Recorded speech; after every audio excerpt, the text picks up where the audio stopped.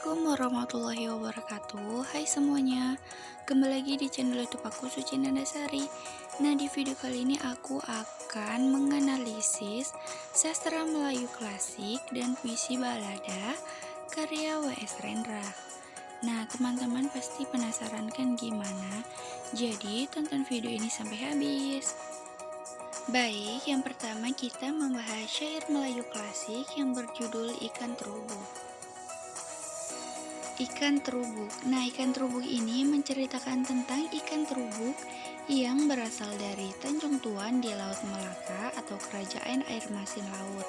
Telah jatuh cinta pandang pertama dengan Tuan Putri ikan puyuh-puyuh yang berasal dari Tanjung Pandang atau Kerajaan Air Tawar.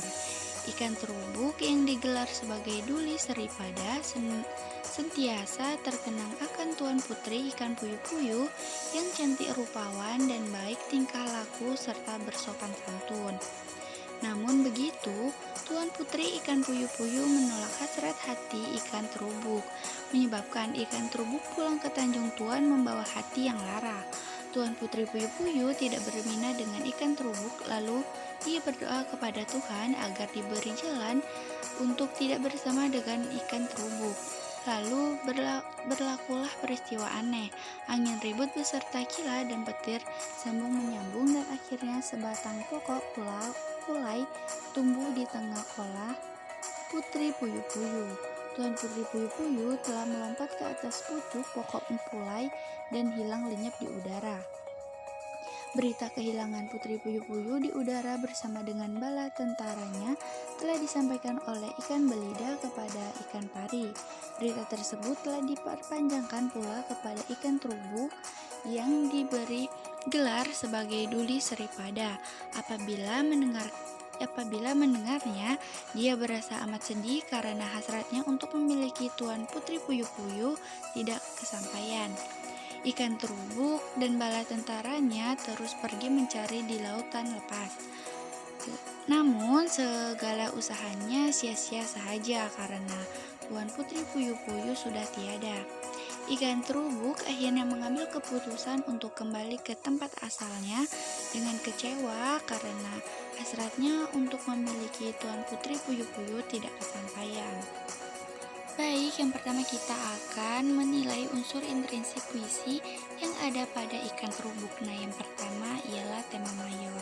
Tema mayornya memiliki satu skor, yaitu kegagalan dalam percintaan. Kemudian tema minornya memiliki 5 skor, yaitu percintaan, pengharapan, kegagalan, kerinduan, dan kehancuran.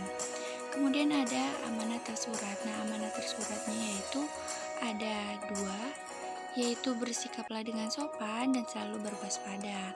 Kemudian ada amanat tersirat. Amanat tersiratnya itu memiliki skor 3, yaitu janganlah mudah tergiur dengan kecantikan, selalu berserah kepada Allah, dan selalu berusaha untuk mendapatkan sesuatu. Kemudian ada pola larik. Nah, pola lariknya itu memiliki 96, karena ia memenuhi kecenderungan, yaitu pada setiap bait dan lariknya itu memiliki syarat, yaitu 4-5 kata dan 8-12 suku kata. Kemudian ada pola bait. Nah, pola bait itu memiliki 24 skor karena setiap baitnya itu memiliki 4 bait.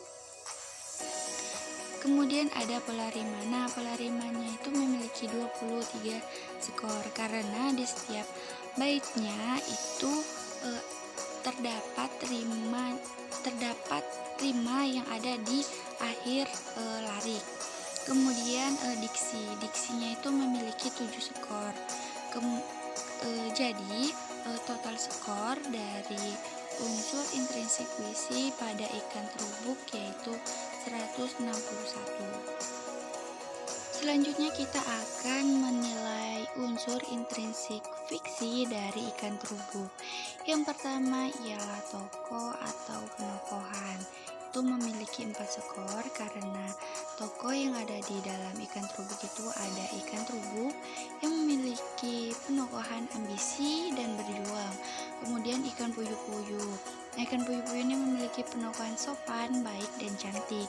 Kemudian ikan belida. Nah, ikan belida ini memiliki penokohan peduli. Kemudian yang terakhir ialah ikan pari. Nah, ikan pari ini memiliki penokohan yang baik, peduli, dan pengertian. Kemudian ada alur atau plot. Nah, alur atau plot ini memiliki alur maju karena cerita atau kronologisnya itu berurutan. Kemudian ada latar. Nah, latar ini ada latar tempat, waktu, dan suasana. Nah, ini memiliki skor 11 karena latar tempatnya yaitu ada di Laut Malaka, Kolam Air Tawar, Tanjung Tuan, Tanjung Balai, dan Tanjung Pandang. Kemudian latar suasananya yaitu sedih, menderita, dan khawatir. Dan yang terakhir ialah latar waktu. Nah, latar waktunya itu ada siang, malam, dan subuh.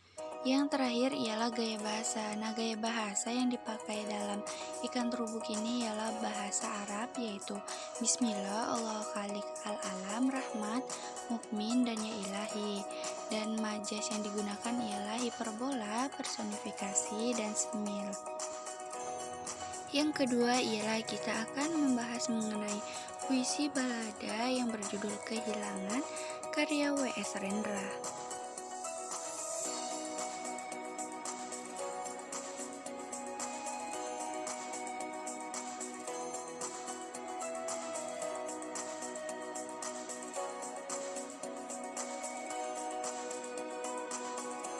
Baik, selanjutnya kita akan menilai unsur intrinsik puisi dari puisi balada yang berjudul Kehilangan karya W.S. Rendra. Nah, yang pertama ialah tema mayor.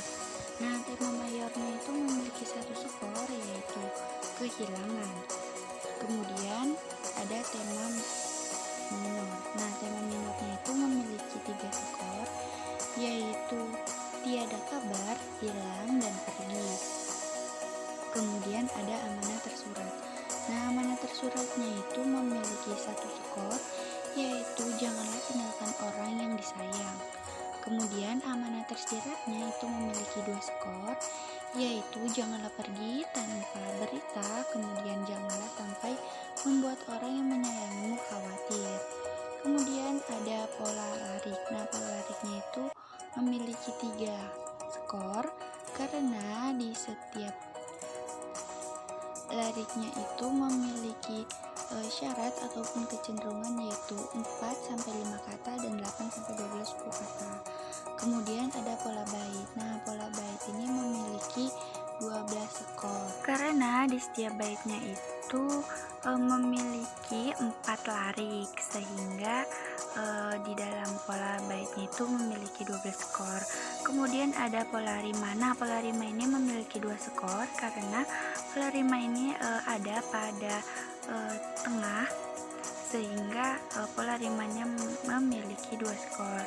Kemudian ada diksi. Nah, diksinya ini memiliki 6 skor sehingga total skor dari unsur intrinsik puisi karya W.S. Rendra yang berjudul Kehilangan itu memiliki total skor 30. Selanjutnya kita akan menilai unsur intrinsik fiksi dari puisi balada yang berjudul Kehilangan karya W.S. Rendra. Nah, yang pertama ialah tokoh atau penokohan itu memiliki 2 skor karena tokohnya yaitu Karto yang memiliki penokohan sedih. Kemudian tokohnya itu ada teman dan saudara yang memiliki penokohan baik, pengertian, dan sayang. Kemudian ada alur atau plot yang berskor 1. Nah, alurnya itu memiliki alur maju karena diceritakan dengan urutan saat Karto pergi dan tidak kembali lagi selama 3 hari. Kemudian yang ketiga ialah latar. Nah, latar ini ada waktu, tempat, dan suasana. Nah, latar tempatnya itu ada di tengah samudra dan laut. Kemudian waktunya itu malam dan suasananya itu sedih, khawatir, cemas, ikhlas, dan merelakan. Kemudian yang terakhir ialah gaya bahasa. Gaya bahasanya itu memiliki skor 3 yaitu membawa tubuh yang kepala yang kecil, dan sampan pun tak kembali rupa. Sehingga total skornya yaitu 14.